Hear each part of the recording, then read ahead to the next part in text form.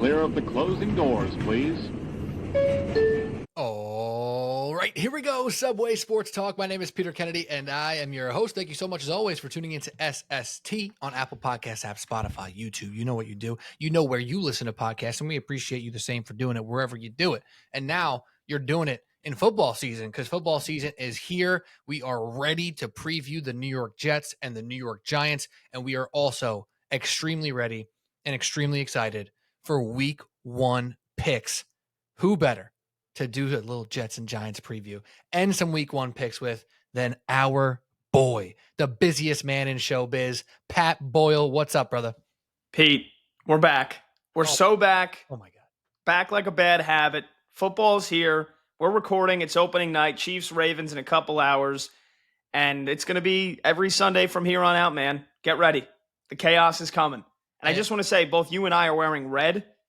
It's very fitting because it's a signal. It's a message to the sports books. Get ready because you're going to bleed. Because the boys at SST are going to make you bleed this year. How you doing? You're going to go with a little I'm seeing red, like a bull or something like that, but that works too. We're going for you guys, DraftKings. FanDuel, you're on notice right now. You're on notice. Even though it's just Pat Boyle and I here today, we do have picks from Cody O'Connor. We do have picks from Mark Shanlugan. And Cody O'Connor, let's give him his due. He's not here with us at this moment. Did win our picks competition from last season. And I got to say, listen, did I hand it to him a little bit? Did I? Perhaps. Cody and I went in tied into the Super Bowl, same exact record after, what was it, 22 weeks of making picks, 3 picks a week. We were exactly tied up. And I chose to go for glory, Pat. I put a couple big plus odds picks in there. I put an extra pick in my Super Bowl picks, and he won by win percentage, by the loss column, really there. So shout out to Cody. I'm just saying though, I'm not holding back this year. Cody, you're on notice as well. But that's what we'll get to in a little bit. Week 1 picks, of course, 3 picks a pop. Me and Patty will run you through all that.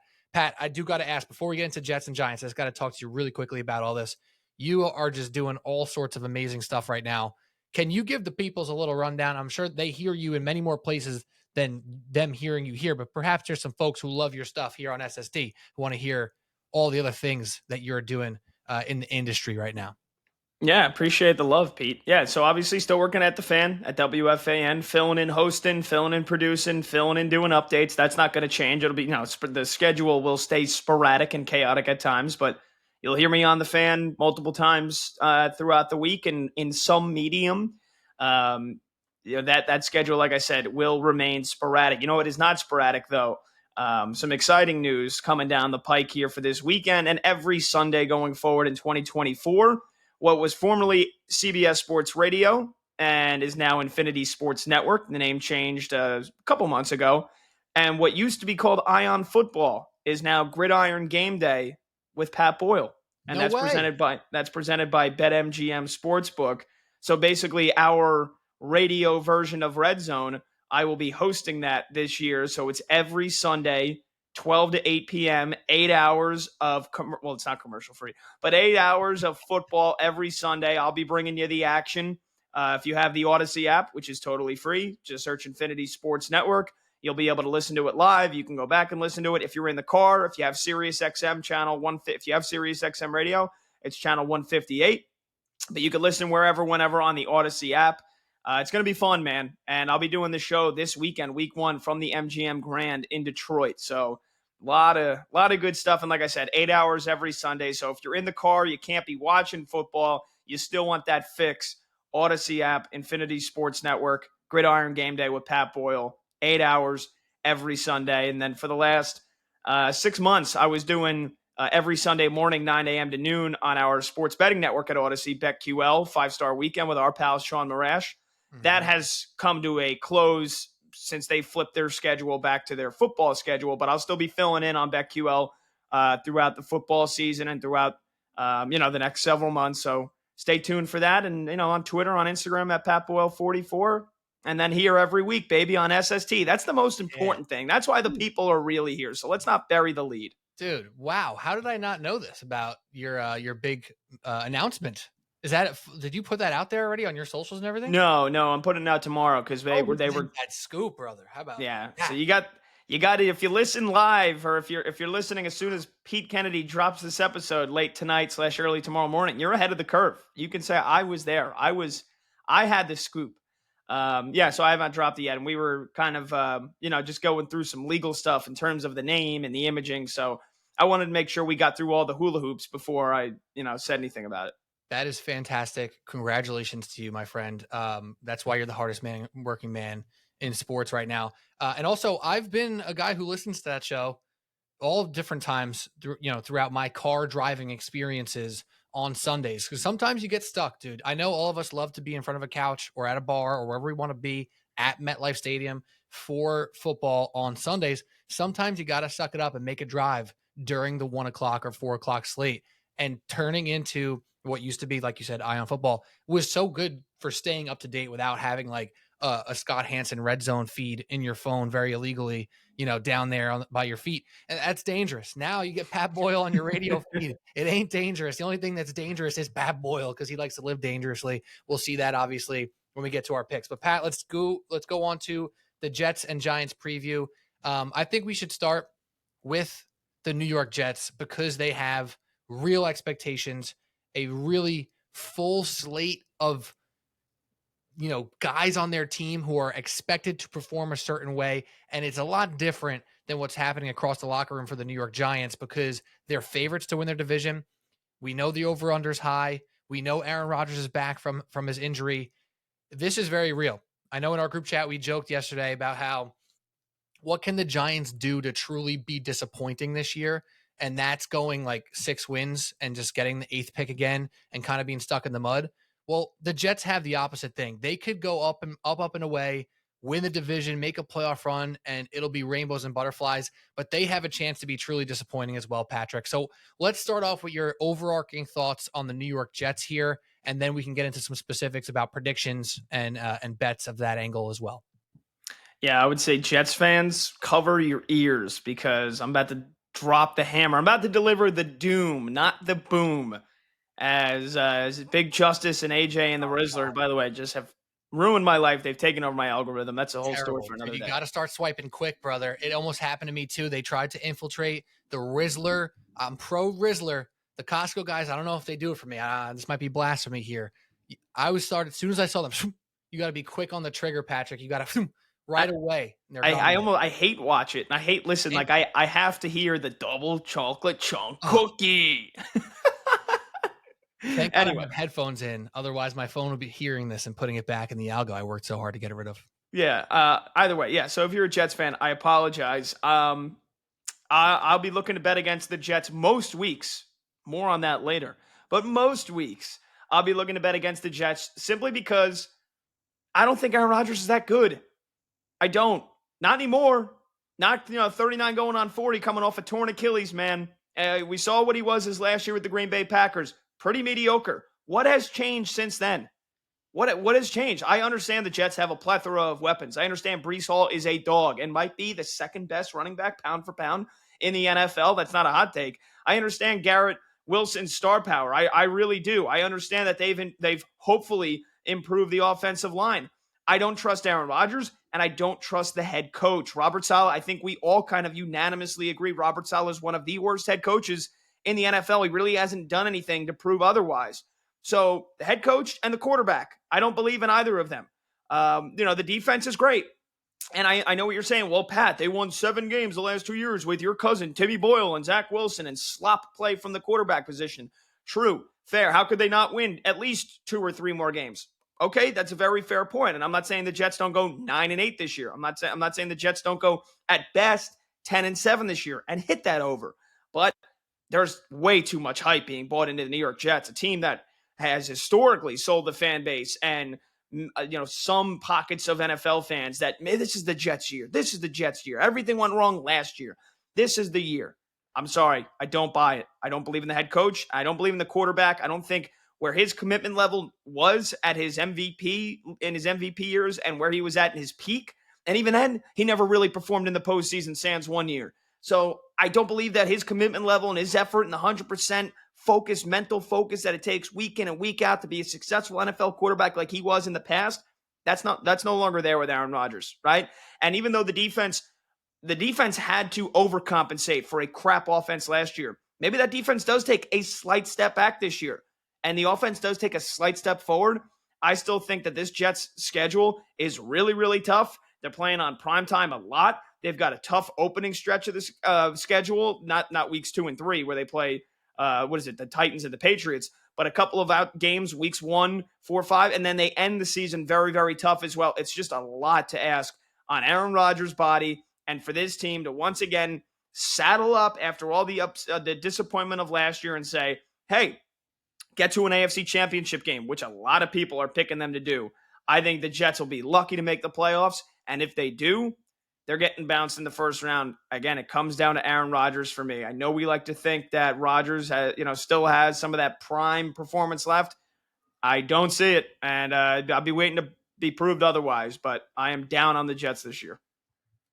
The argument that they've won 7 games 2 years in a row with just trash quarterback play is one that I totally understand, but it's not one I buy into, like you said, guaranteeing them this division and guaranteeing them 11 to 12 to 13 wins. That's something I don't see. When Cody and I did our preview or playoff preview and playoff predictions last week, the Jets were the hardest team for me to either kick out of the wild card spot or keep in the wild card spot.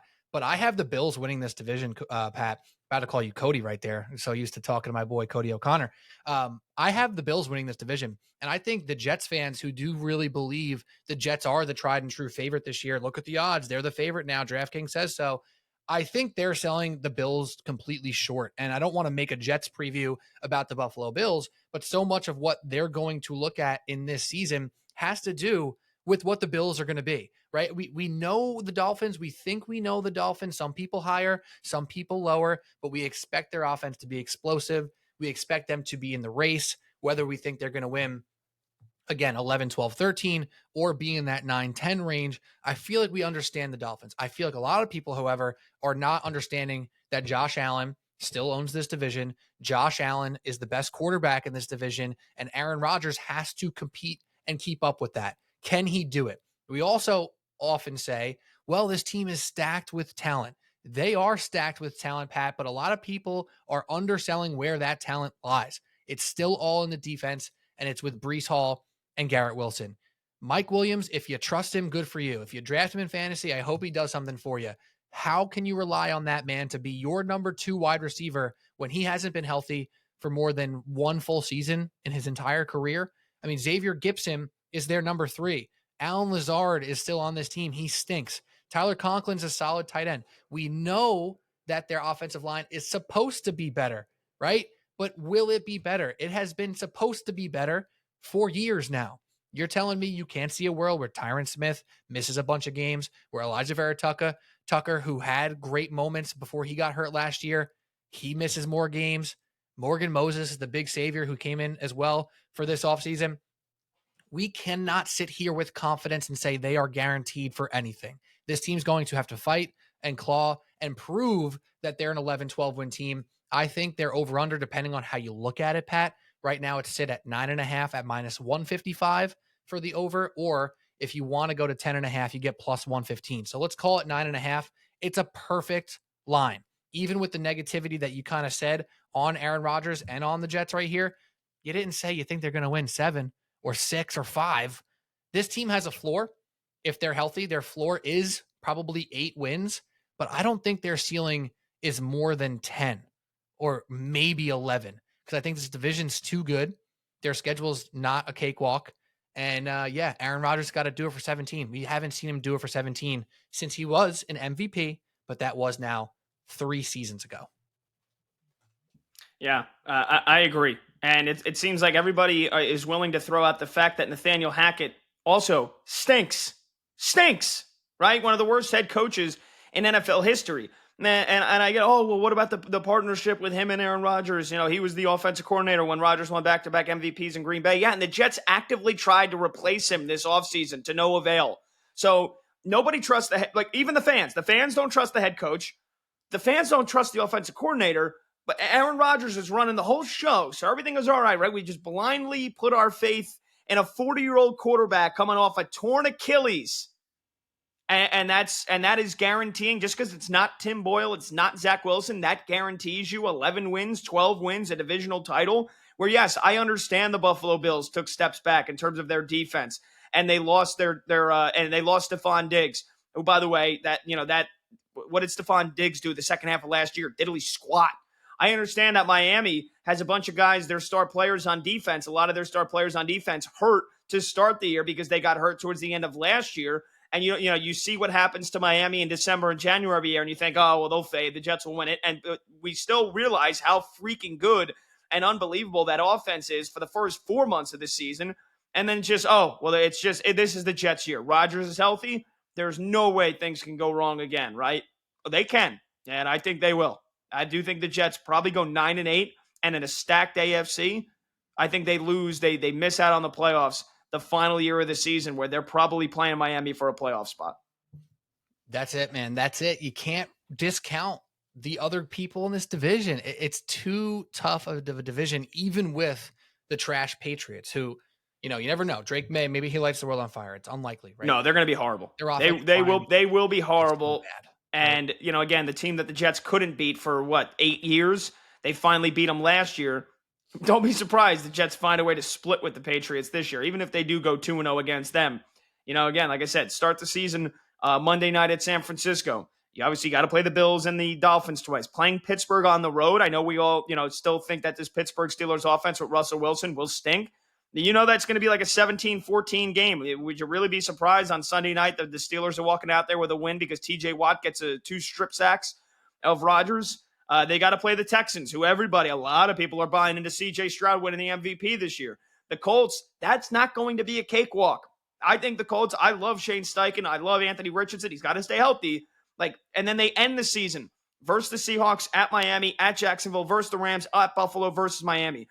Dude, after a bye week, there's a chance you're playing 5 straight playoff teams in a row to end the year, maybe 6 if you think the Seahawks are going to be a playoff team. I don't, but again, the Jets need these easy wins early in the year. So weeks 2, 3, 4, Patriots, Broncos, or weeks 2 through 5, Titans, Patriots, Broncos, Vikings in London. Those all have to be wins. The Jets cannot afford to go 2-2. I would say even 3-1 in that stretch of games. They have to win all 4 of those if they want to have a shot at making the postseason. And this goes back to our original conversation, or what we made a point about earlier. When you think about the Jets versus the Giants here, what does disappointing mean for the Giants? If the Giants won 2 games, we say, thank God they finally bottomed out and they get a number 1 overall pick or number 2 pick, number 3 pick. The Jets have this much wider range of outcomes where no one in their right mind thinks the Giants are even a playoff team, let alone a double-digit 11, 12, 13-win team. There are people predicting the Jets to go to the Super Bowl, to go to the AFC Championship game, and to that, I do agree. It's impossible for me to sit here and convince myself they're going to be at that upper echelon. I think they compete with the upper echelon, but a lot of things have to go right. Again, you go back to the roster, which we talked about already a lot. Some people rank them very high. I get it. I rank them pretty highly myself. You look up and down that defense and you play the name game and you yell out Quinnen Williams, and now they got Jermaine Johnson and still Sauce Gardner, DJ Reed's still there. They got dudes up and down. We know that. The defense has been good. We know that. A lot of things still have to break right for this Jets team. Pat, let me run through some odds for you really quick before we end up on the Jets. Actually, you know what? Before we go to the odds, just to be very specific here, Pat, even with your slight negativity on the Jets here, the defense, do you still expect the defense to be boomers, if you will? Yeah. I don't think they will be the number 1 defense in the NFL. I think in terms of yards allowed per game, points allowed per game, and sacks, they will probably be in the top 5 or top 7 at worst in all those categories. Okay. So that's we do agree on that front, and I'll get to my predictions more specifically as we run through these odds. So the Jets are the favorite to win the AFC East. They are plus 165 with the Bills on DraftKings, just behind them plus 185. Again, I already mentioned the over-under. 9.5, you can get over at minus 155, under plus 130. If you want to go up and say the Jets are that team that we think they could be, or you think they could be, You can get over 10.5 at plus 115, over 11.5 at plus 190.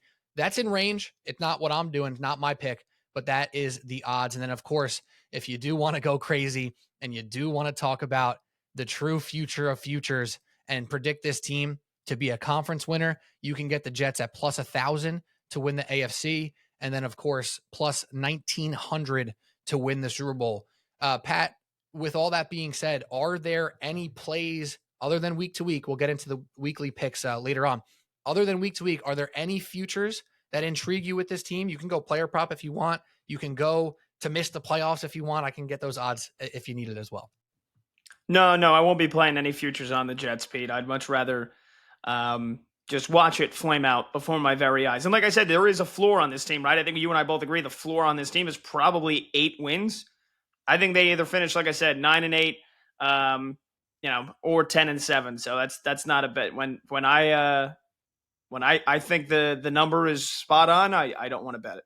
Yeah, and frankly, if you do, if you don't love them on the over specifically, you can take them to miss the playoffs at plus 145. Personally, it's not something I will play either. I do have them in the playoffs. I made that pick. I have them as one of the last wild cards in. I think they're going to get to 9 or 10. I wouldn't play the over-under. I'm not playing any conference championship stuff yet. Now, again, these futures are open all year long, right? Like, you look at the conference odds, the Super Bowl odds, you can still play that down the road. If you see the first 6 weeks and you're out here saying, wow, Rodgers looks a little spry, more spry than I thought. Breece Hall looks like he's going to win the rushing title, and this defense is still this defense. Knock yourself out. I ain't doing it. I ain't touching it. I'm not trusting this until I see it for a while. And that while is going to have to really show itself over not just those easy games that you laid out earlier in the season, but some of those tougher games against playoff type teams. Where I do say I have trust in this team is there a chance? Let me lay out the positive chance here for the Jets quickly, Pat. If this defense is as good as it has been with the defensive line, with Sauce Gardner, with Quincy Williams in the linebacker position, CJ Mosley back too, if they are that good, if they're still a really good defense, can they commit to a run game, maybe take some pressure off Aaron Rodgers, have the Rodgers-Wilson connection, and truly be that 11-12 win team? I think that is actually, the way for them to get to the top of this division. Them shooting out with people and scoring 30 points a game is not something I expect. The path for them to greatness is truly and only the defense is still elite and the offense is 15 to 25% better than it was last year, which would put them from like the 30th ranked offense to like the 18th ranked offense. That would be huge for them. That would get them to 9-10 wins. Is that a path that's possible? That's a path that's possible. Pat, what do you say to that? Yeah, I agree. I think that's fair. Right? I think you've laid out kind of very realistic expectations in terms of what their offense needs to be. And I think we all unilaterally agree it will be better than Zach Wilson and Tim Boyle and Trevor Siemian. I don't think it's going to be that much, like exponentially better. Like you said, if they go from the 30th ranked offense to the 18th ranked offense, yeah, they're probably going to end up winning 9 or 10 games, maybe 11 if they exceed expectations. But again, just comes down to me. It's like we kind of just like COVID, right? Where it's like we kind of wiped like a whole 2-year span from our memory. People are seemingly like wiping away how average Aaron Rodgers was 2 years ago. And again, he's 40 off a torn Achilles. I'm a man. I'm 40. He's a 40-year-old quarterback coming off a torn Achilles. Not everybody's Tom Brady. Everybody isn't just like timeless anymore. That's not how it works, right? Brady set unrealistic expectations for everybody now. Not how it works. And I do think you got to remember, even if you want to compare to that Brady final season, the weapons that he was throwing to far exceeds, I think, what the Jets have. You're looking at Mike Evans, Gronk, who is still holding on, and Chris Godwin. I mean, those 3 pass catchers alone, I think they still outweigh Garrett Wilson and Mike Williams and Alan Lazard and Tyler Conklin. I do. I think one thing that's been overrated by the Jets fans and the people who are the Jets backers is their weapons. Garrett Wilson's the truth. I love Garrett Wilson. He's fantastic. I'm not trusting Mike Williams. I've done it too many times with the Chargers year over year, fantasy year after fantasy year. Alan Lazard is buns, and we all know it. He's not good, and he's going to be out there. We know he's going to be out there, Pat. I think Jets fans really do, and I agree. I just think Jets fans think Breece Hall is going to rack up 130 all-purpose yards every single Sunday, and He might. I mean, if Breece Hall plays all 17 games, that is probably more realistic about the Jets making the playoffs, winning 11 games than anybody else on the entire team. Like, he's the one guy that absolutely they cannot afford to have get hurt. And If I think Breece Hall misses a chunk of the season, this team's not making the playoffs. and He is that important. I agree. It's a good point, good call out, because if you think about last year, a lot of people are always looking at it in that fantasy prism. Breece Hall was incredible fantasy wise, even with the terrible quarterback play, because of the pass catching, right? He was getting peppered on the check down and on route running that he's pretty good at. Is that going to still be available to him, right? With this new offense, is all that usage, all those points per reception, if you will, if we're talking fantasy for a second, is that still going to exist? There's going to be a really keen eye on Breece Hall every single game, and he's going to have to now prove it. It's not like he ran for 1,500 yards ever in his career, right? He didn't even have 1,000 last year. People in their heads think of him as a lock to be 1,000+ yard rusher and still have the passing totals.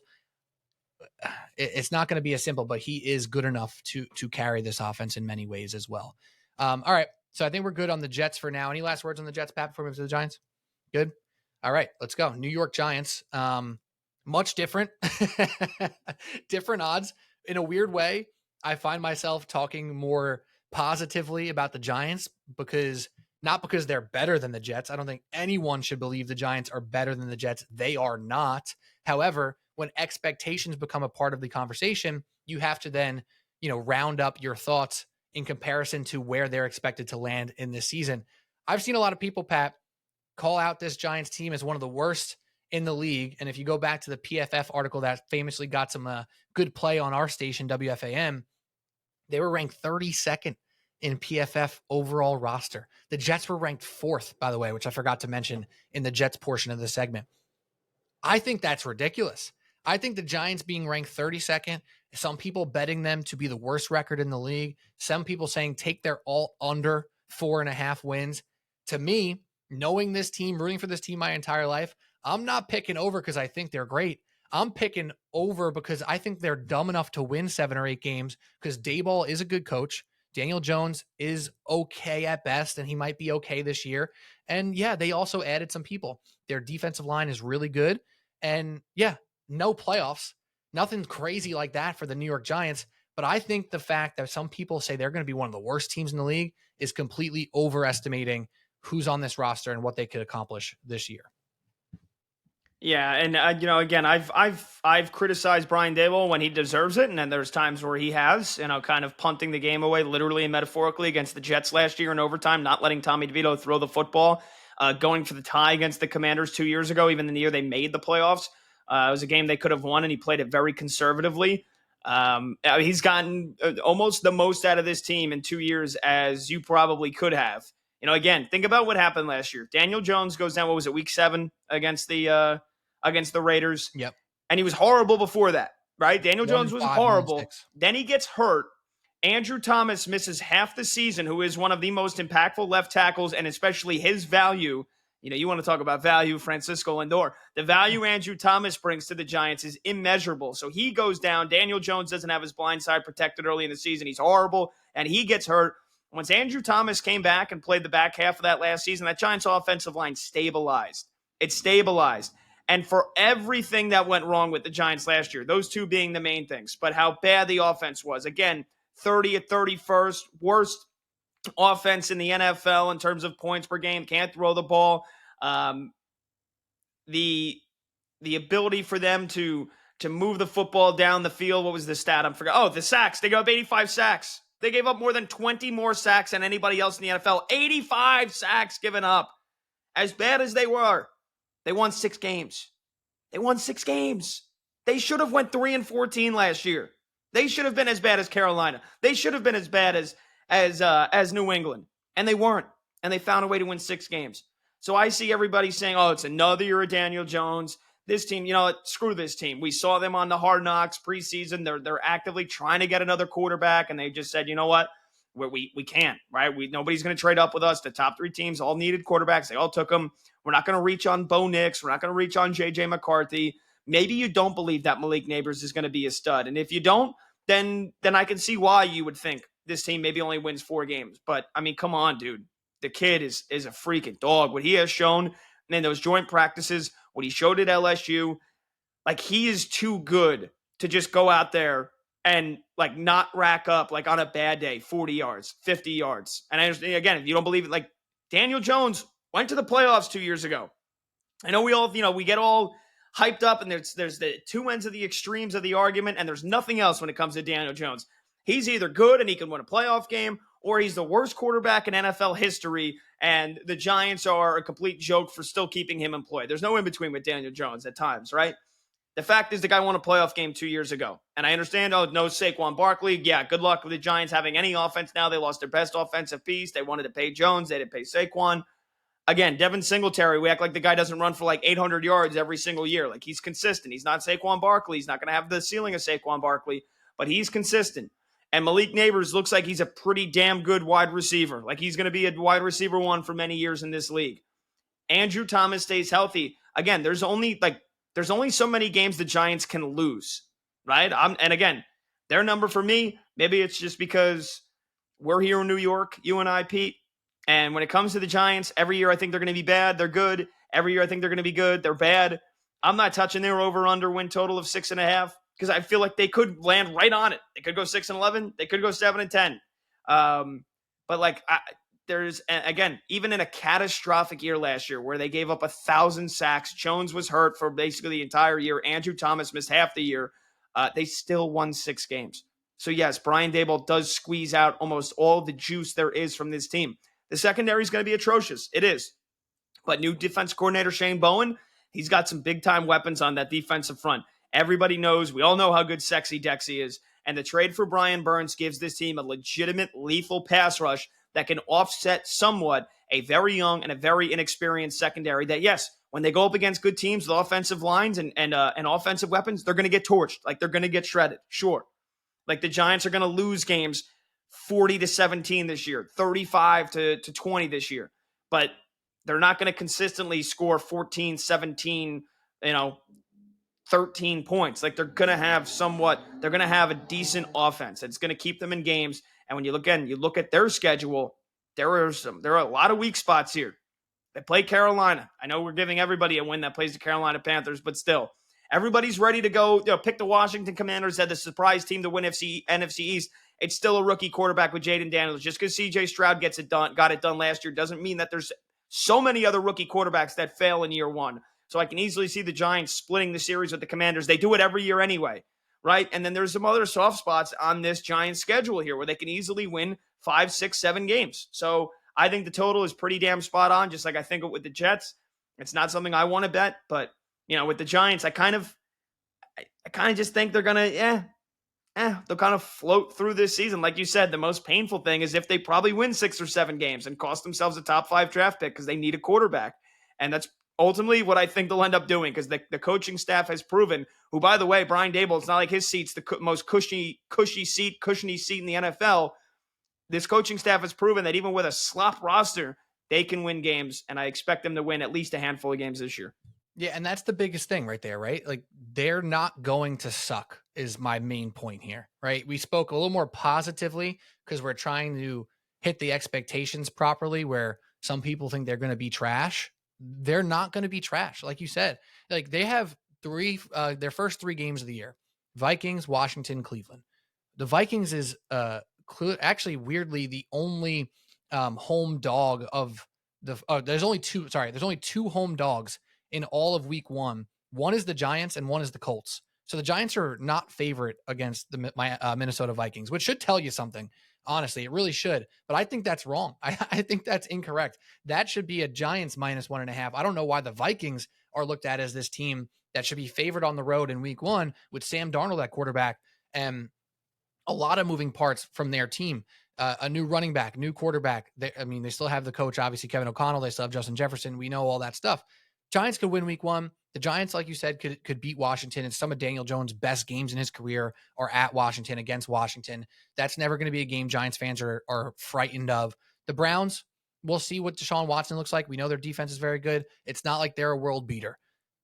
maybe they go 2-1 to start off this year, Pat. Yeah, they're going to get smoked by Dallas. They're going to get smoked by the Eagles. They're going to get smoked by the Bengals and Dallas again and the Eagles again and the Ravens later in the year. But if you're telling me this team's not going to compete at least a little bit with Minnesota, Washington, Carolina, Tampa Bay, New Orleans, like what? They're going to compete. They've done it every year. Even last year when they played the damn Packers, who are going to the Super Bowl for everyone and their damn mother, the Giants beat the Packers with Tommy DeVito. Like we have amnesia, Pat. We don't remember sometimes one year to the next because we don't like the quarterback and we need them to move on. So they're obviously going to suck. No, the reality is they're not going to suck, but they're not going to be good. And we're going to be stuck in this dumb place that we're always stuck in as Giants fans because they're going to win 7. Like I can see it right now.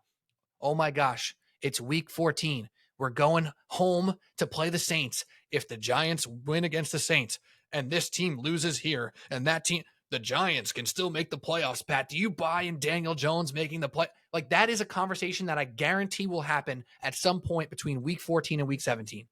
The playoff picture pops up on your screen when you're watching the Giants game or you're listening to New York radio or Subway Sports Talk and you start playing out the scenarios. Hey, this team's scrappy. Tyrone Tracy, he might be a player. Have you seen Jalen Hyatt up the sideline? He's doing stuff now too. All of a sudden, we're looking at this team, 7 wins. They get blown out in week 17 by Indianapolis, blown out by the Eagles in week 18, even though the Eagles locked in their playoff spot, and they still don't make the playoffs. They still don't get a good draft pick, and that is life as a Giants fan. And Daniel Jones will obviously have better numbers this year than any year because of Malik Neighbors, and then we're going to say, yeah, did you see? He finally threw over 20 touchdowns again. Daniel Jones, does he have it?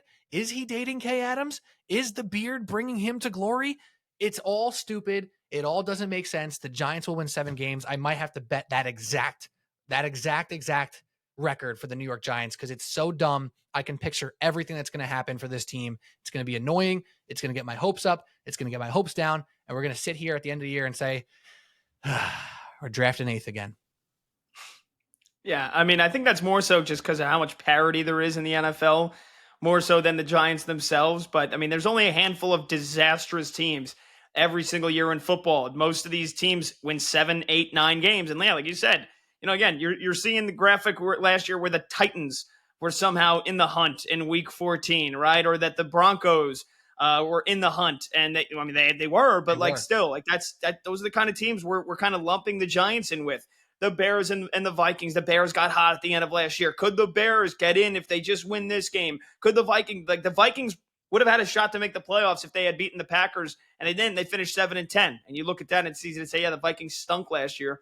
Once Kirk Cousins went down, they beat that Packers they beat the Packers and it was a week 16 game.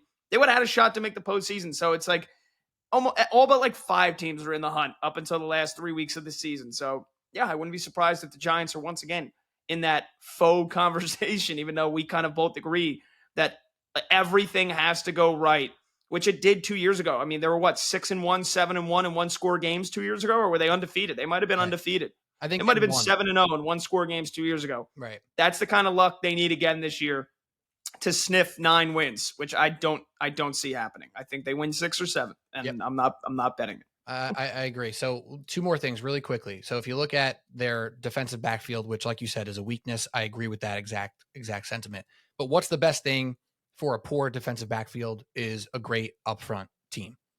Dexter Lawrence, Brian Burns, Azeez Ojulari, another year of Kayvon Thibodeau. That D-line could be really good. Bobby Okereke was probably the second best player on this team last year. I mean, Xavier McKinney's obviously gone, so we'll throw him out of it. Second best returning player on this defense is Bobby Okereke. He was very good at linebacker. So can that upfront unit help out the lackluster DBs? Possibly a little bit. It possibly will keep them in games a little bit more. And I think Burns is a game breaker. I think D-Law is a game breaker. And Tibbs, this might be a pop year for Kayvon Thibodeau. So that's a possibility. And now let me ask you this last question here, Pat. Weirdly, on DraftKings, you can kind of move almost every single over-under line in any direction, 1 game or more. Right. So if you go to DraftKings, you had that little wheel where you can rotate the Bills here from 9.5 to 10.5, 11.5, 12.5, or 8, 7, 6, etc. With the New York Giants, Pat, it's one of the only teams on here that you can't go from 6.5 to 7.5 or 6.5 to 5.5. And to me, that even furthers our point that this line is perfect. It is going to be a 6 or 7 win team. And I feel like the fact that they don't have 7.5 and they don't have 5.5 here, even as an option, when I'm telling you every other team that you look at on this page, you can change it by 1 game, except for a couple, right? Like the Eagles, you can go from 10.5 to 8.5 or 12.5. You can't do 9, can't do 11. Almost every other team is a 1 game spread, except for the Giants and a few others. So if I had to tell you, you had to pick one of these, would you go under 4.5 for plus 240, or would you go over 8.5 for plus 310 for the New York Giants? You're basically, if I'm going under 4.5, that means there was, once again, several injuries. Andrew Thomas tears his ACL in week 2. Daniel Jones gets hurt in week 4. Malik Neighbors pulls a hamstring, misses 5 weeks. That's the only way I'm going under 4.5. Over 8.5, they go unbeaten and 1-score games again. You're making me pick one? I'll probably take the under, just because this team can't avoid the injury bug over the last couple of years. It feels like more so than most teams in the NFL. I would, just because I don't see them winning 9 games. Like, everything has to go perfectly right. The key players on this team have to play all 17 games, and they can't have, they have to win basically every 1-score game they're in. I know that I said there are some soft spots in the schedule. There's not, it's not like they got the easiest schedule in football. So, and the division they play in, no matter how mediocre you might think it is, however funny it is to get your jokes up about the Cowboys and the Eagles, which it is, there's still enough quality football in the NFC East that I don't see the Giants underperforming or overperforming to get the 9 wins. So, yeah, if I'm banking on a bunch of injuries, which this team had last year, sure, I'll take the under 4.5 at plus 240. You said it was? Yep. Yeah. Yeah. I mean, I think I would just lean to the 8.5 because I'm thinking of health right now, but it's a dumb bet. I mean, really, if you're going to go either way, you probably do go to the under, like you said. If you're feeling positivity, if you're feeling like they're being underrated, which I guess I would say if I had to bet one of them, I would bet over 8.5 at plus 300, just because I do think they're being undervalued a little bit on all of their fronts. For example, two more quick props for you here, Pat. Over under for Daniel Jones regular season passing yards. Let me ask you this. Do you have a guess on what his over under is for passing yards this season? 3,250. 2,800. 2,800 yards passing for Daniel Jones is the over under. And guess what? The over is juiced to plus 110. That's crazy. If he in his career, when he played 13 games in 2019, his rookie season, 3,000 yards, 14 games in 2020, 2,940, only 11 games in 2021 for 2,400 yards. And then 2 years ago, 2022, his best season, at least winning wise, he went for 3,200 in 16 games. Last year, only 6 games, 900 yards. But that 2,800 for his over under, I mean, gosh, if you play 14 games, 15 games as a quarterback and don't hit that marker, whew, my Lord, Sam Darnold's over-under is 3,500, Pat. Yeah, well, here's the thing with Jones. If we kind of, think the Giants are going to win 6 or 7 games, they're probably, and I know we say they'll be in the hunt, but they're realistically out of playoff contention the last 4 weeks of the season. The Giants are going to sit him. They're going to give him the Jimmy Garoppolo treatment. Right. They're going to give him the Derek Carr treatment, where they're going to bench him solely because they don't have to pay the guaranteed contract if he gets hurt. So the Giants, you're going to see Tommy DeVito or Drew Lock play the last 3 games of the year, and it's going to be that awkwardness where Daniel Jones is still on the team, but they're basically, we finally have the departure of Daniel Jones, and they're going to sit him because they don't want to have to pay him. I think it's $22 million if they end up having to guarantee his contract due to an injury. So that's why 2,800 seems so freaking low. But, again, if he stays healthy up until the last 4 weeks of the season, if the Giants are really, not actually close to being a playoff team, he's going to get benched and then cut. And you're right. That's probably why it's so low. Injuries, and if they're out of it, what happens to DJ? Does he get pulled for that exact reason?